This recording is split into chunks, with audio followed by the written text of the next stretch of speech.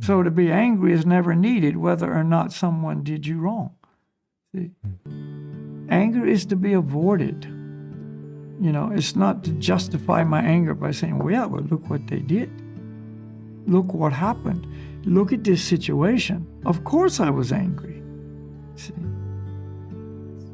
But that's not the highest understanding. That's not the highest truth. You see, that may be, people always like to say, this is my own truth. That may be your truth. But we're trying to learn how to see it from the highest level of truth and consciousness.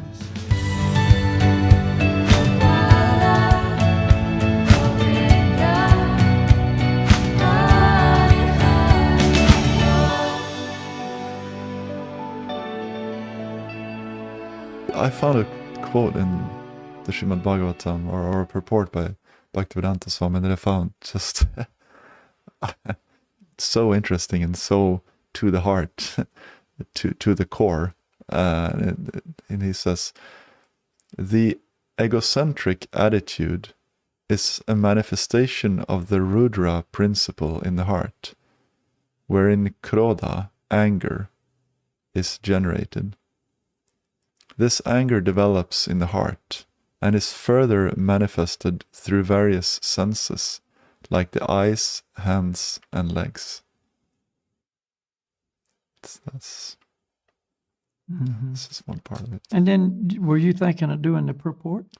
That is the purport. That is the purport? That is the purport. Oh, I see. And then the next one is also the next purport. Oh, that's about salvation. Yeah, I see. That's another one. That's another text. But that we don't normally see it that way. That anger is generated. It's the egocentric attitude is a manifestation of the Rudra principle in the heart, wherein anger is generated. Mm-hmm. And then in the next purport, it said to get freedom from anger, one should learn how to forgive. One should not make plans in order to be free from unlawful desires. By spiritual culture, one is able to conquer sleep. By tolerance only can one conquer desires and avarice. Anyway, that's another whole. It goes into a bunch of things. Yeah, but this idea of the anger developing in the heart, in like that's another way to look at it, I think, then, because we normally see it like someone does something and naturally I would get angry. It's a natural response to someone's anger, and it even says on the internet, I was Googling this, like it's not always a bad thing, because it's just a reaction to what happens around you. It can do something good for you. It can motivate you to defend yourself, to set limits, to set borders. It's a problem when you don't manage it in a healthy way. Well, that's not what the Vedas say. That was not a Vedic quote. No. Starting with the Vedas and ending with a societal view of it. Yeah, like anger's okay if you control it. Yeah. Yeah. Anyway, we can start. We can start with this quote. Yeah. So. Yeah. But what's that? What's, I mean, how? Yeah. So how is the Vedic perspective different from what I was reading? I was reading both perspectives now. Well, the Vedic perspective is anger is never good unless it's used in service to the Supreme Lord. And Bhaktivedanta Swami, does refer to Arjuna in his, battle of Kurukshetra, fighting, at some moments would be angry at the opponent, but it wasn't a personal, selfish, self-interested anger. It was all, a part of his service to Krishna. So therefore it was transcendental anger, if you will. And it wasn't polluting his his whole being. Whereas Bhaktivedanta says, the anger that we know, personal anger, contaminates the whole body. Yeah. And it also, of course, contaminates the whole atmosphere. And it doesn't only contaminate us, but when we express anger, it contaminates, the whole atmosphere around us, which everybody's experienced. Yeah. It's just a dark, uncomfortable, unattractive, and oftentimes fearful experience when somebody's angry. So,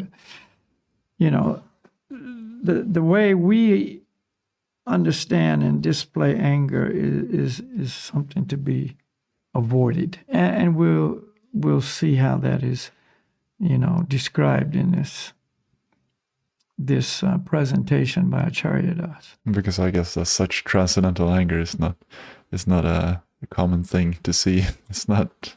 No, and if you get into that, then it turns into a lack of understanding.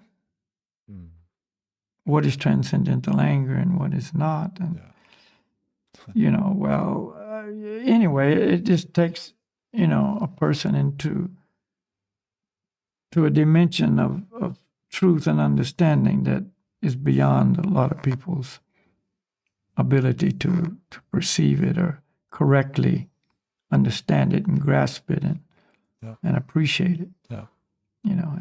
And it could be used as a excuse. Yeah. Well, that's what I was thinking.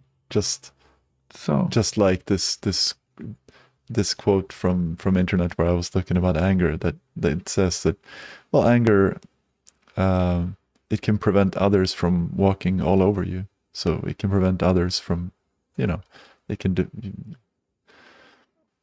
Yeah, but anger doesn't. There's other ways to do the same thing without being angry. Yeah. When you get angry, you lose your intelligence. You forget who you are really, and you just do stupid things. In fact, one of the truths of fighting. Let's say you have two people fighting, and they could even be professional fighters, like boxers or MMA artists or whatever. And if one can get the other person, the opponent, angry, if they can, then they've got a much better chance of winning the fight. Yeah, because then the other one forgets all his techniques and he just starts going crazy. And he makes mistakes. He leaves himself open, and then you can get in there. So that's one of the real weapons against an opponent, is if you can get the opponent angry, then they're going to do stupid things. They're going to make mistakes. They're going to forget, all the training and or it doesn't have to be in a professional setting.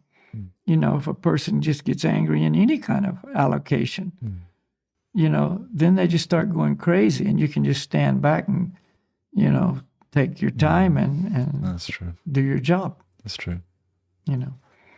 So, yeah. And from lust comes anger. From anger comes loss of memory, loss of intelligence, delusion, all etc. that is described in Bhagavad Gita. Bewilderment of memory, loss of intelligence, etc.